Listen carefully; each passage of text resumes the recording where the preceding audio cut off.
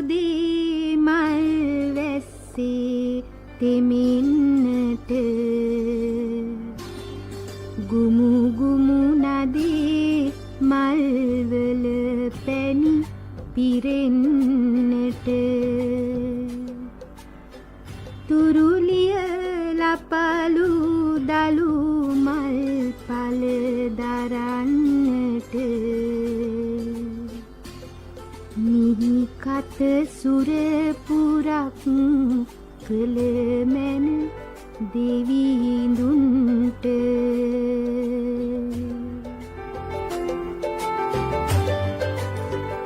මිහිතලය පරිසර අමාත්‍යාංශී වන කෘෂිකර්ම හා සංචාරක ශේෂ්ත්‍ර ඒකාබද්ධව කළමනාකරණය කිරීමේ ව්‍යාපෘතිය අනුග්‍රහයෙන් ඔබ වෙත ගෙන එන මිහිතලය.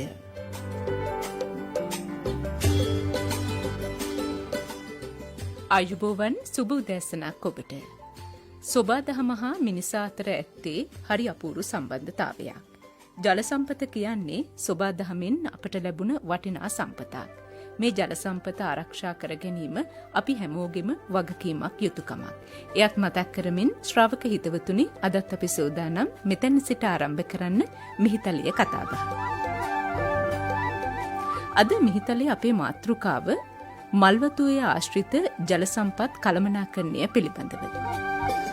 මේ පිළිබඳව කතා බහ කරන්න අද මිහිතලයට සම්බන්ධ වෙන්නේ සොබාදහම සංරක්ෂණය සඳහා වන අන්තර්ජාතික සංගමය එහෙමත් නැත්නම් IUCN ආයතනයේ උපදේශක ආචාර්ය පී.බී. ධර්මසේන මහත්මයා. ආයුබෝවන් ඔබතුමාට. ආයුබෝවන්. ධර්මසේන මහත්මයා අපිට මුලින්ම පැහැදිලි කිරීමක් කරන්න IUCN ආයතනයට ඔබතුමාගේ නියෝජනය පිළිබඳව. IUCN ආයතනය ඇත්තටම මට ටිකක් හුරු පුරුදු තැනක්. අපි පරිසරය පිළිබඳව කතා කරන ව්‍යාපෘතිවලදී අපි එකතු වෙලා කතා කරා වැඩ කරා. ඒ වගේදී උපදේශනයේ විශේෂයෙන්ම මම උපදේශකවරයෙක් වශයෙන් තමයි වැඩ කරේ. විශේෂයෙන්ම සඳහන් කරන්න ඕන පරිසරික වැව් පද්ධති සංරක්ෂණය කිරීම පිළිබඳ එක්තරා ව්‍යාපෘතියක් තිබුණා අනුරාධපුරේ රඹෑව ප්‍රාදේශීය ලේකම් කොට්ටාසේ. අන්න ඒකෙදී අපි ඊටම සමීපව වැඩ කරා අවුරුදු 3ක්. මෙතනේ තමයි IUCN ආයතන මම වඩාත්ම සමීපව වැඩ කරලා තියෙන්නේ. මල්වතුයේ සම්බන්ධව අපි කතා කරනකොට ගංගා ද්‍රෝණිවල ජල තුලනය පිළිබඳව අපට පැහැදිලි කිරීමක් කරන්න. ලංකාවේ ගංගා ද්‍රෝණි තියෙනවා ගණන් හැදුවොත් 103ක්. හැබැයි ඉතින් ඒ විදිහට ගොඩක් තිබුණාට වඩා වැදගත් වෙන ගංගා ද්‍රෝණි තියෙන්නේ 16යි. මේ ගංගා ද්‍රෝණි 16න් එකක් තමයි මල්වතුයේ. අපි මේ මල්වතුයේ කතා කරන්න ඉස්සෙල්ලා මේ ගංගා ද්‍රෝණි වල ජල තුලනය ගැන කතා කරුවොත් අපි දන්නවා වාර්ෂිකව අපිට විශාල ප්‍රමාණයක් ජලය හම්බ වෙනවා. ඒ නිසා කවුරුවත් කියනවා නම් අපි ලංකාවේ ජලය හිගයි කියලා මම ඒක පිළිගන්නේ නැහැ. දැන් සාමාන්‍යයෙන් අපි කතා කරොත් වාර්ෂිකව අපිට හම්බ වෙනවා ඝන මීටර බිලියන 130ක් විතර වාර්ෂිකව මේ මිහිතලයේ තුලට වැටෙනවා. මේකෙන් අවාසනාව තියෙන නිතර නෙවෙයි අවාසනාව තියෙන්නේ මේකෙන් 50%කට වඩා වැඩි ප්‍රමාණයක් මුහුදට ගලාගෙන යනවා. ඉතින් අපි කොච්චර කතා කරුවත් ජල සම්පත් කළමනාකරණය පිළිබඳ විශේෂඥතාවයක් ගැන ඇත්තටම අපි කනගාටු වෙන්න ඕනේ මේ තරම් ප්‍රමාණයක් මේ විදිහට දිවයිනෙන් පිටත මුහුදට ගලාගෙන යන එක. ඒක ඒ විතරක් නෙවෙයි. ඒක නිසාම එක පැත්තක අපිට නියගයක් මතුවෙනවා. අනිත් පැත්තෙන් ගම් වතුර. දැන් අපි ගත්තොත් කළු ගඟ, ගින් ගඟ, නිල්වලා මේ වගේ ගංගාවල හැම අවුරුද්දකම ගම් වතුර තියෙනවා. ඒ වගේම අපේ වියලි කලාපය තුළ බොහෝ වෙලාවට නියගය ඇති වෙනවා. මේ ජල කළමනාකරණය හරියට නොකරන නිසා. හැබැයි අපි ගත්තොත් යාංඔය, මල්වතුය, කලාවය, දැදුරුවය මේ වගේ ජලයේ ඔය 50%කට වැඩියෙන් යනවා වුණාට මේ වගේ යන්නේ 10%ක් 20ක් විතර සුළු ප්‍රමාණයක්. මේකේ රහසක් තියෙනවා. මොකද්ද මේ රහස? මේ වැටෙන ජලය අපේ පැරණි රජදරුවෝ ගබඩා කරන්න අවශෝෂණ ලක්ෂයන් ගොඩාක් හදලා තියෙනවා. අපි කියන වැව් කියලා. ඒ වගේම මේ වැව් වලට ජලය එකතු කරන ගංගා හරවලා ජලය එකතු කරගන්න පුළුවන් තැන් තියෙනවා. ජල හැරවුම් අපි කියන යෝධ ඇලවල් කියලා. මේ යෝධ ඇලවල් එකක් නෙවෙයි ගොඩක් තියෙනවා. මේ යෝධ ඇලවල් වලින් කරන්නේ අර වැඩිපුර ජලය එන වෙලාවට ඒවා හරවලා ජලාශවල තැන්පත් කරනවා. මේවා ජලාශවලින් ජලාශවලටත් යෝධ ඇලවල් තිබිලා තියෙනවා. මේ තරම් දැවැන්ත ජල සම්පත් කළමනාකරන සැලසුමක් මේ රජරට ප්‍රදේශයේ විශේෂයෙන්ම ක්‍රියාත්මක වෙලා තියෙනවා. දැන් මේක අපි ගත්තොත් මුළු දිවයිනටම ගත්තොත් දිවයිනේම තියෙනවා මහා සැලසුමක්. මේක අපි කියන්නේ ගොඩාක් ඉස්සර මහා වංශ ඉතිහාසයටත් පෙර තිබිලා තියෙනවා මේ රාජධානි 10ක් දස රාජධානි. මේ දස රාජධානි වලින් නිසා තමයි ඒක ප්‍රධාන රජු දසිස් කියලා නමක් හදාගත්තේ. මේ දස රාජධානි තියෙන තැන් සිතියමක ලකුණු කරොත් මේ සිතියමේ හැම වෙලාවෙම දකින්නේ අර තියෙන ප්‍රධාන ගංගාද්‍රෝණි 16 වල තියෙන ඉහළම ස්ථාන. ඒ කාලේ තිබුණු සංස්කෘතිය තමයි රජ ඉහළම ස්ථානයේ ඉන්න ඕන කියන එක. ඒ විතරක් නෙවෙයි කෙනෙකුට ඒ ගංගාද්‍රෝණියේ වාසය කරන අය විනාශ කරන්න ඕන නම් වස එකතු කරන්න පුළුවන් උඩින්ම. ඒ නිසා ඊටමත් ආරක්ෂිත ස්ථානයක තමයි රජවරු හිටියේ. මේ නිසා අපේ මේ අතිදැවැන්ත ජල සම්පත් කළමනාකරන සැලසුම පහළට ගියොත් රටෙන් ඊළඟට ගංගාද්‍රෝණි ඊට පස්සේ ගංගාද්‍රෝණි ඇතුලේ ඒ වගේම ජලාශවල ඊට පස්සේ තවත් පල්ලෙහාට එනකොට මේ කුඩා ජලාශ පද්ධතිවල ඊටත් යටින් එනකොට ග්‍රාමීය වශයෙන් තවත් පල්ලෙහාට ගියාම ක්ෂේත්‍ර මට්ටමිනුත් මේ ජල සම්පත් කළමනාකරණේ විහිදී විසිරී තිබුණා. මේක තමයි ඇත්තටම අපේ රටේ ජල ශිෂ්ටාචාරය කියලා අපි තාමත්ම ආඩම්බරයෙන් කියන ඒ ජල ශිෂ්ටාචාරයේ සම්පූර්ණ සැලසුම. මේ සැලසුම තමයි ඇත්තටම කවදා හෝ තිරසාර සංවර්ධනයක් කරා යනවා නම් අපි පාඩමක් වශයෙන් ගත යුතුයි. දැන් ඔබතුමා අපට පැහැදිලි කරන්නේ අතීතයේ අපට හොඳ ජල සම්පත් සැලසුම් කරණයක් තිබුණා කියලාද? මං හිතන්නේ ඒක තමයි මේ ජල සම්පත් සැලසුම් කරණය හරියටම කෙරිලා තියෙනවා. හැබැයි අපි දැන් මේ වෙනකොට අපි ඒකෙන් ගොඩාක් අපගමනය වෙලා තියෙනවා. මේ නිසා අපිට නැවතත් ඒ ජල සම්පත් සැලසුම් කරණේ ඒ ආකාරයෙන්ම කරන්න බැරි වුණත් අපට අද තියෙන ගොඩාක් ගැටලු වලට විසඳුම් ඒ කළමනාකරන සැලසුම දිහා බැලුවාම අධ්‍යයනය කරාම අපිට හොයාගන්න බැරි වෙන එකක් නැති වෙයි. අපි කැමැති දැනගන්න දැන් මේ IUCN ආයතනයේ සහයෝගය දක්වන මල්වතුය සම්බන්ධ ඉතිහාසය පිළිබඳවත්. ඔව් අපි දැනටමත් අපි කතා කරන්නේ මල්වතුය කියන්නේ තර ගංගාද්‍රෝණි 16 එකක් කියලා. එතකොට මල්වතුයේ ජලය පිට වෙලා යන්නේ 12%ක් විතර ප්‍රමාණය. ඊටම අඩු ප්‍රමාණයක්. මේකෙත් තියෙනවා ඉහළ මල්වතුය ජලද්‍රෝණියේ ඉහළ මල්වතුය ප්‍රමාණය පහළ තියෙනවා මැද තියෙනවා විතර වෙන් කරලා තියෙනවා. අපි සාමාන්‍යයෙන් කියන්නේ ඕනම ගංගාද්‍රෝණියක ඉහළ කොටසේ ජලය එකතු කරගන්න මැද කොටසේ ජලය ගබඩා කරන්න පහළ කොටසේ ජලය භාවිතා කරන්න කියලා. එතකොට ඕකේ හොඳම තැනක් තියෙනවා. අපේ ශ්‍රී ලංකාවේ මුහුදු මට්ටමින් මීටර 150ක් උඩින් තියෙන රේඛාව අපි ඇන්දොත් සමෝච්ච රේඛාව ඇන්දොත් ඔය කියන පැරණි ජලාශ මහ විශාල ජලාශ ඔක්කොම ඔය සමෝච්ච රේඛාවේ එල්ලිලා වගේ තියෙන. ඒ වගේම ඒකට පිටස්තරව තියෙන ජලාශ කීපයක් තියෙන එකක් ඔය මන්නාරමේ යෝධ වැව කියන ජලාශය. ඒ වගේ කීපයක් ඇරෙන්න අනිත් ඒ ඔක්කොම තියෙන ඔය විදිහට කොයි විදිහට සැලසුම් කළාද කියන එක නම් අපිට හිතා ගන්න බෑ. ඒ වුණාට ඒගොල්ලෝ ඒ සැලසුම් කරලා තියෙනවා. මල්වතුය ගංගාද්‍රෝණිය තුල තියෙන විශේෂත්වය තමයි අපේ ශිෂ්ටාචාරයේ තෝතැන්නුනේ එතන අපිට රාජධානි රජවරු 113ක් අවුරුදු 2000ක් විතර ප්‍රමාණයක් තිස්සේ රජ කළ මේ රාජධානිය ඇති උනේ එක පැත්තකින් යාන් ඔය ගංගාද්‍රෝණියෙන් ආව ශිෂ්ටාචාරය ඇවිල්ලා නැවතුනේ මල්වතුය. මේ පැත්තෙන් දෙදුරුවේ ගංගාද්‍රෝණියෙන් තිබුණු ශිෂ්ටාචාරය විකාශනය වෙලා ඇවිල්ලා නතර වුණේ මල්වතුය. ඒ නිසා මල්වතුය තුල තමයි පැරණි රාජධානිය අනුරාධපුරයේ පිහිටලා තියෙන්නේ. ඉතින් ඒකේ විස්තර ගොඩාක් තියෙනවානේ. ඒ සියලුම දේවල් වලින් අපිට පේන්නේ ඊටාම ශාස්ත්‍රීය රාජධානියක් තිබිලා තියෙන. මේ රාජධානිය ගැනත් මට විශේෂයෙන් කියන්න පුළුවන් නම් මම කියනවා. මොකද මේ රාජධානිය පැවතිලා තියෙන්නේ ජලය මත කිව්වොත් පුදුම වෙයි. දැන් අපි සමහර අය ගිහිල්ලා තියෙනවා මේ රන්මසු වියන තිසාවේ. රන්මසු වියනේ තියෙනවා එක්තරා විදිහක මේ රූපස්ථානක්. මේක කියන්නේ ස්ටාර්ගේට් කියලා එහෙම නැත්නම් තාරකා දොරටුව කියලා. ඇත්තට මේක තමයි නගර සැලසුම. මේක ඇතුලේ වටේට තියෙන කවයක් මාළුත් එක්ක තියෙන කවයක්. ඒ කියන්නේ මේ ජලාශ කවයක් තිබිලා තියෙන්න ඕන. ඒක තමයි සැලසුම.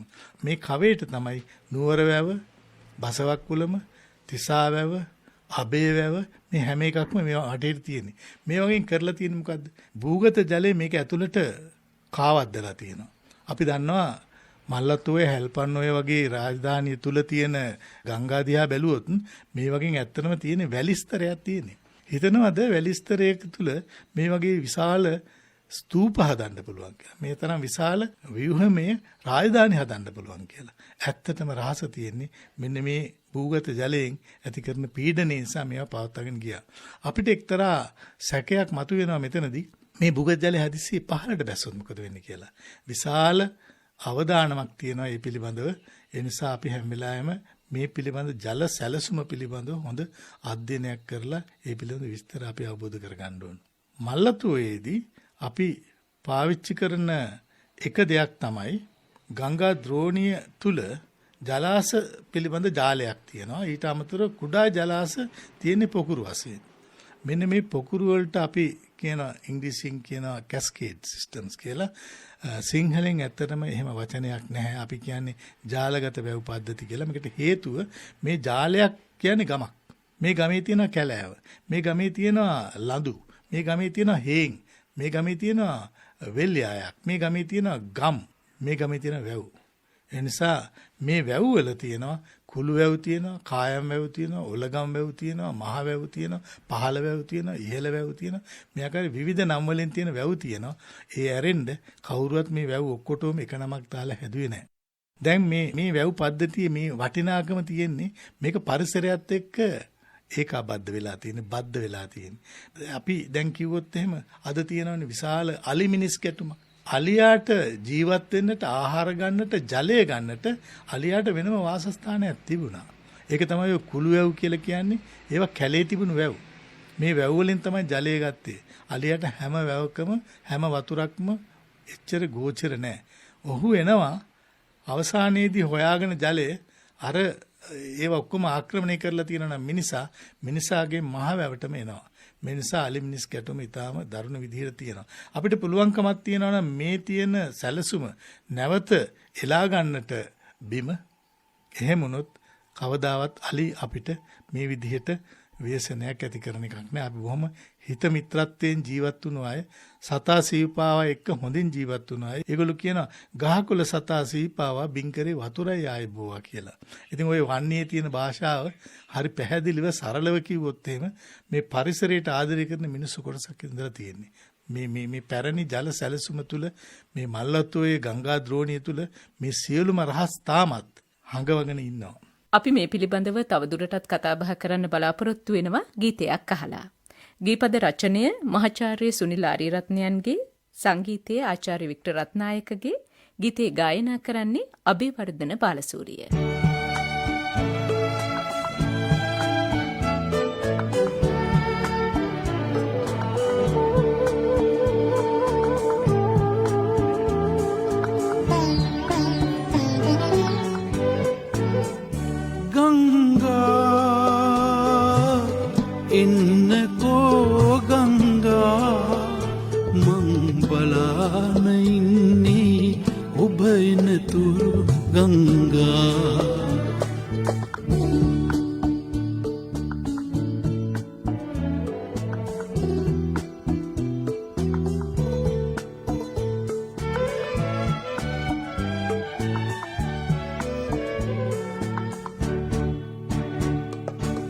දිරුවිපල් අත් දඬු ඔසවාගෙන නියඟෙන් දාගිය සිරුර වාරු කර. දිරුවිපල් අත් දඬු ඔසවාගෙන නියඟෙන් දාගිය සිරුර වාරු කර. බලා සිටිද්දී මා අහක බලාගෙන ගලා ගියා ඔබ. නේද ඉතින් යලි අහක බලන් යන්නේ. ගංගා එන්නකෝ ගංගා මං බලාන ඉන්නේ ඔබ එනතුරු ගංගා.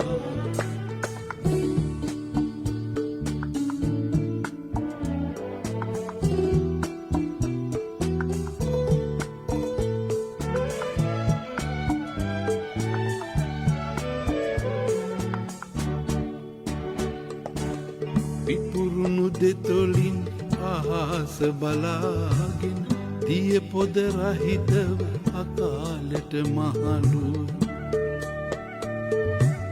පිපුරුණු දෙතොලින් අහස බලාගෙන දිය පොද රහිතව අකාලට මහලු හඬා වැටෙද්දීමා පෙනෙන ඉසව්වෙන් මෝදු ගියා ඔබ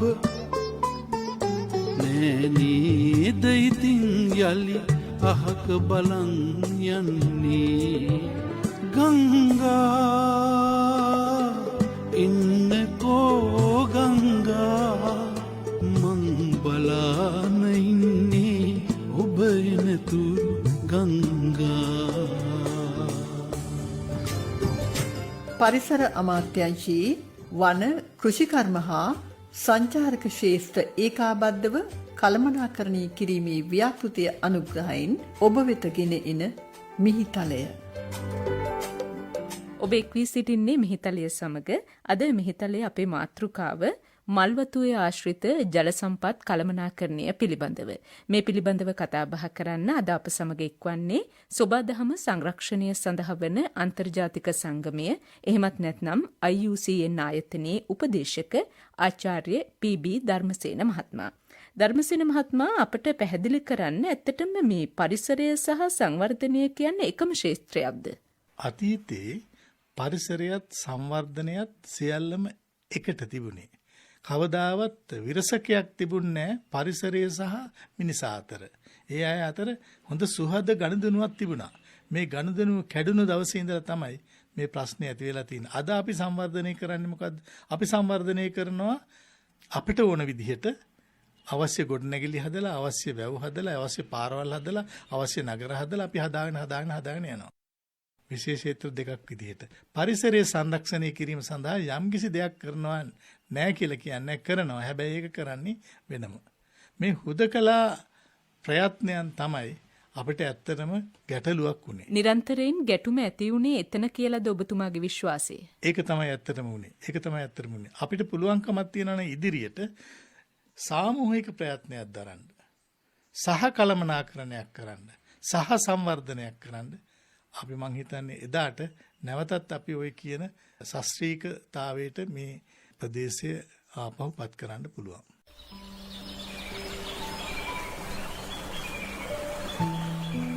සිත සනසන සොඳුරු දසුන් මවන වනාන්තර සුරකිමු.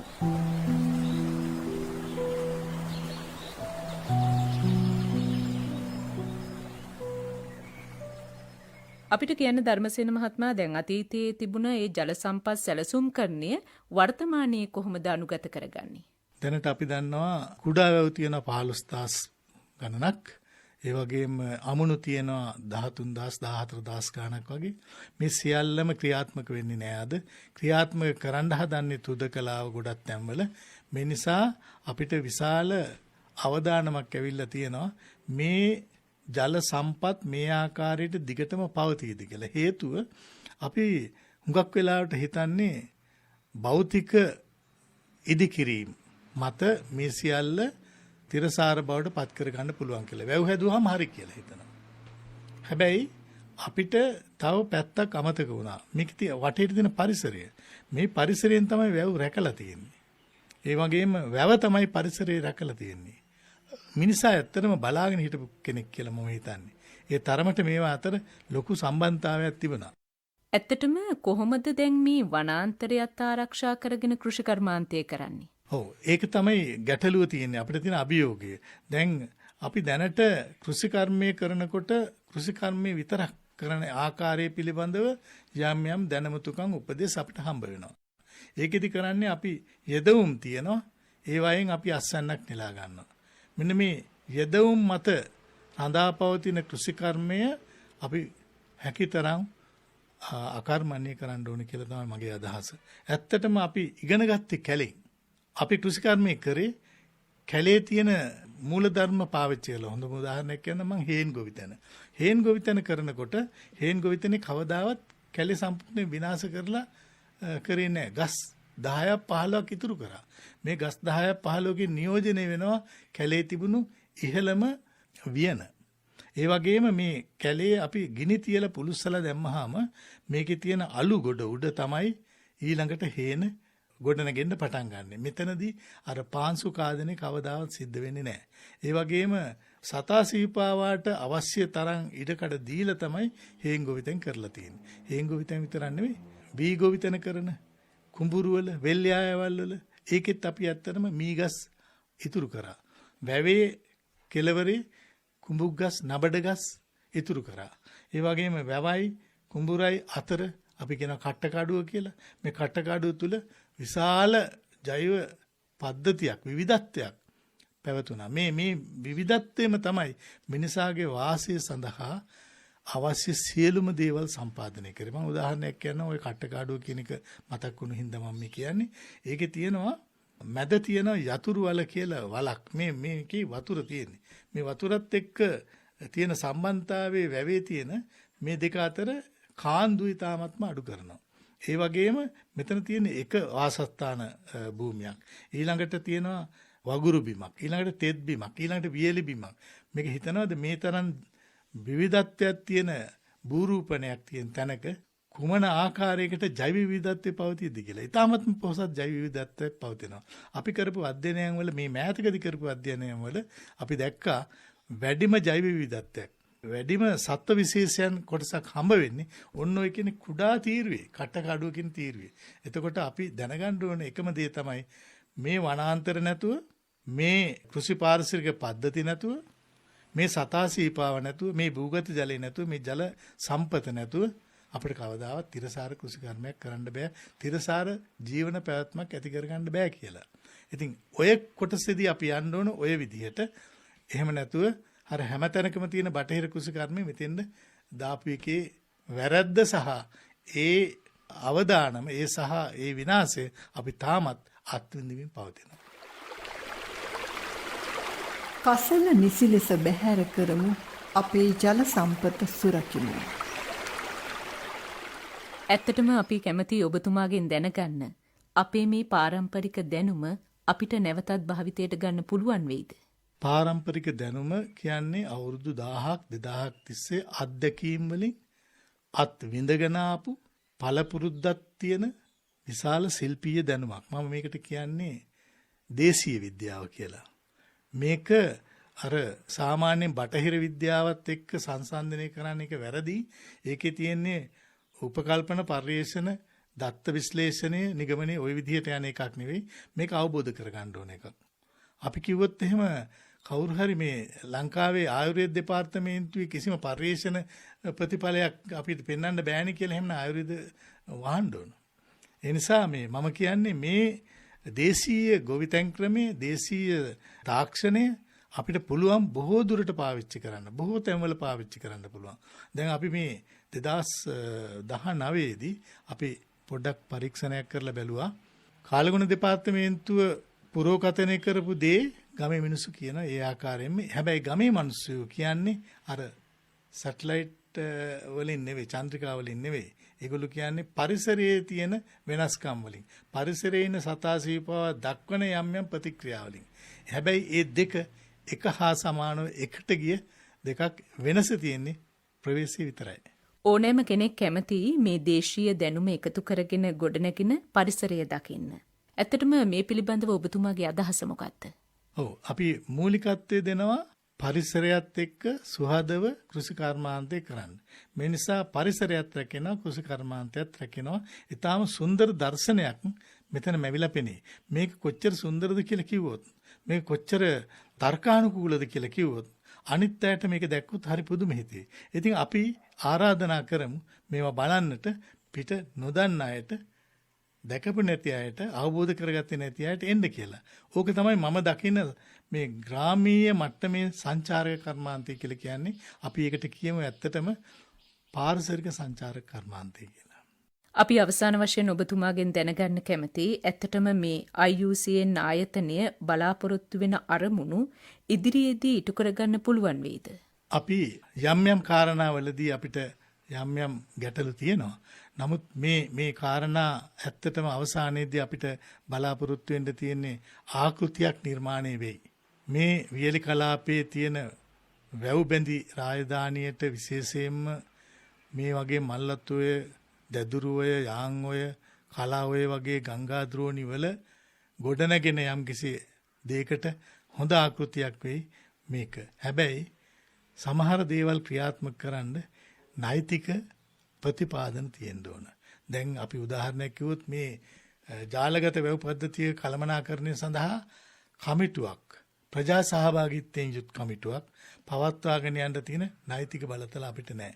ඒ නිසා මෙන්න මේ ආකෘතිය සාර්ථක වුණාට පස්සේ මම බලාපොරොත්තු වෙන්නේ ඇත්තටම අපිට නීති සම්පාදනය කරන අය ඇවිල්ලා මේක බලලා નિયમિત නීති සම්පාදනය කිරීමට ඒගොල්ලෝ ක්‍රියාත්මක වෙයි, තීරණ ගනි, පියවර ගනි.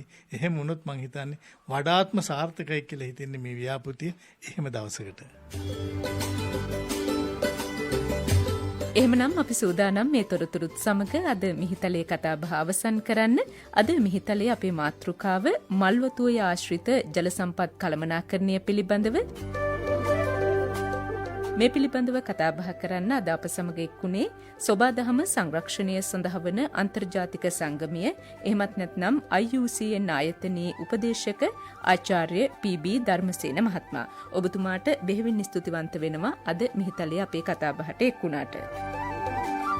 මේ වැඩසටහන අපි පටිගත කළේ ක්ෂේත්‍රයේ සිට. විශේෂයෙන් මතක් කරන්නට ඕනේ අද මිහිතලයේ සම්බන්ධීකරණය IUCN ආයතනයේ ඉහළ මල්වතුවේ සංරක්ෂණ විශේෂඥ චතුර ප්‍රියදර්ශන මහතාගෙන්, විවිධ සහාය තිලක් සිරිවර්ධන මහතාගෙන්. මිහිතලයේ නිෂ්පාදන සහාය ජයන්ත චන්ද්‍රලාල්, මිහිතලයේ ඉදිරිපත් කළ මම නදීකා ගුණරත්න. වෙනද වගේම අදත් මිහිතලයේ නිෂ්පාදනයේ උදේරාණි වික්‍රමසිංහ.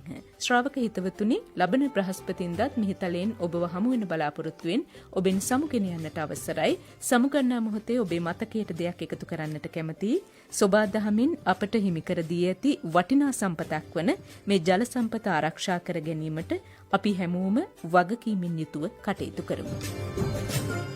මිහිතලය ඔබ වෙත ගෙනාවේ පරිසර අමාත්‍යාංශයේ වන කෘෂිකර්ම හා සංචාරක ක්ෂේත්‍ර ඒකාබද්ධව කළමනාකරණය කිරීමේ ව්‍යාපෘති අනුග්‍රහයෙනි.